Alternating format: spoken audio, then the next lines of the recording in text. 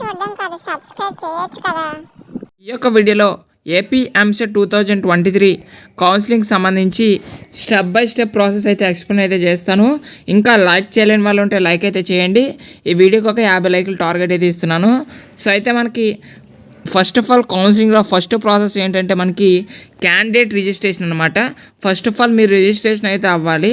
ఆ తర్వాత మీరు అప్లికేషన్ ఫీ అయితే పే చేయాల్సి ఉంటుంది. ఆ తర్వాత సర్టిఫికేట్ వెరిఫికేషన్ అవుతుంది. అదేవిధంగా ఆ తర్వాత మనకి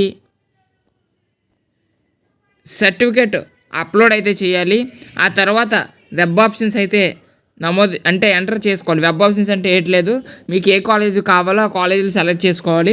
ఆ తర్వాత మీకు అలాట్మెంట్ ఆర్డర్ వస్తుంది. అంటే మీకు ఏ కాలేజీలో వచ్చిందనేది మనకి ఆ అలాట్మెంట్ అవుతుంది.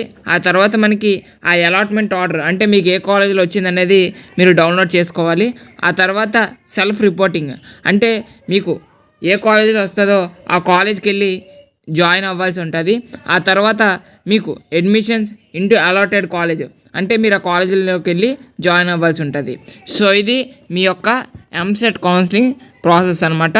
సో ఇంకా ఏమైనా డౌట్స్ ఉంటే కామెంట్ బాక్స్లో కామెంట్ చేయండి. అలాగే వీడియోకి ఒక లైక్ చేయండి.